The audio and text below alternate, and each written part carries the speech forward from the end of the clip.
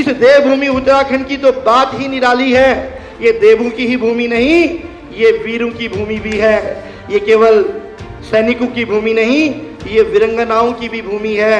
यहाँ पर तो वो उस माँ ने जन्म लिया है, उस माँ ने एक पुत्र को जन्म दिया है जो कारगिल में, सियाचिन में, पुलवामा में, डोकलाम में अपने बेटे को भेजने से पहले, सर्जिकल स्ट्राइक में अपने बेटे को भेजने से पहले कहती है कि पुत्र, जब मंच में जाओगे, जब बॉर्डर में जाओगे, जब सरहद में जाओगे, तो ध्यान रखिएगा कि 1 इंच पीछे मत हटना।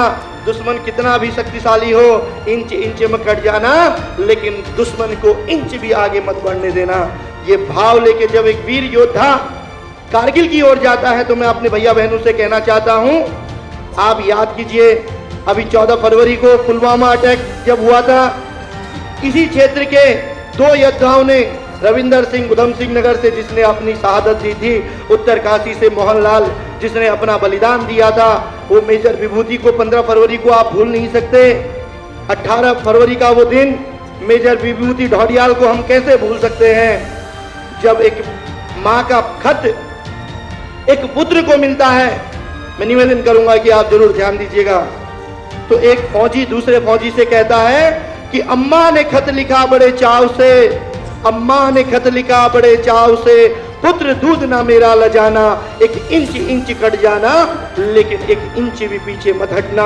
ये भाव लेके जब वो फौजी फौज में जाता है, तो माँ से कहता है कि माँ, तेरा पुत्र आज दुश्मन के सामने शेर की भांति खड़ा है। माँ, तेरे पुत्र इस देश की रक्षा के लिए, इन नौनिहालों की रक्षा के लिए, बिना अपने भविष्य को सोचे हुए इंच इंच में कटा है, लेकिन इंच भी पीछे नहीं हटा है।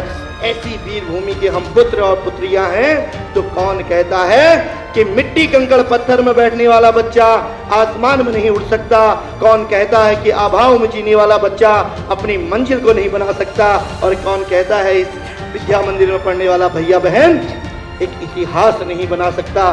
केवल आवश्यकता होती है एक सकारात्मक सोच की, केवल आवश्यकता होती है एक अच्छे संगत की, केवल आवश्यकता होती है 4D को अनुपालन करने की, चाहे वो डिसिप्लिन हो, चाहे वो डेडिकेशन हो, चाहे वो डिवोशन हो, चाहे वो डिटर्मिनेशन हो।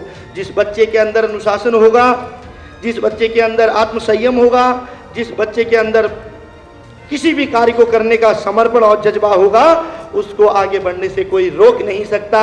और जिसका फिजिकल मेडिकल अच्छा हो, जिसके भाव अच्छे हो, जिसके अंदर दया करुणा हो, और जिसके अंदर भारत माँ के लिए प्रेम हो, उसको भी आगे बढ़ने से कोई रोक नहीं सकता।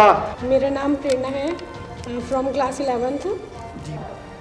आपका बहुत बहुत धन्यवाद कि आप हमारे यहाँ पे बीच में आए और हमको इतना अच्छा संदेश दिया कि आज की जो जनरेशन है, हमें उसको मतलब अपने माता पिता के प्रति क्या सम्मान रखना चाहिए, उनको क्या रिस्पेक्ट देनी चाहिए, हमें कैसे अपनी जनरेशन को सुधारना चाहिए, कैसे नशे को दूर करना है।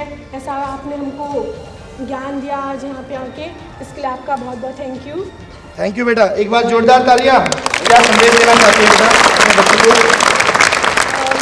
मैं बस ये कहना चाहूँगी कि आज की जो हमारी ये जनरेशन है, जैसे कि आपने हमको बताया कैसे हमें अपने मम्मी पापा को ट्रीट करना चाहिए, और कैसे हमें इस जैसे कि हमारे यहाँ पे कितने नशे में लोग घूमते रहते हैं, हमें उस कैसे नशे को दूर करना चाहिए, अपने मम्मी पापा के सपने को साकार करना चाहिए। जो सपने आपने उनको दिखाए हैं, जो आपने खुद में देखे हैं, वो आपको पूरे करने हैं। बस थैंक यू बेटा, थैंक यू वेरी मच।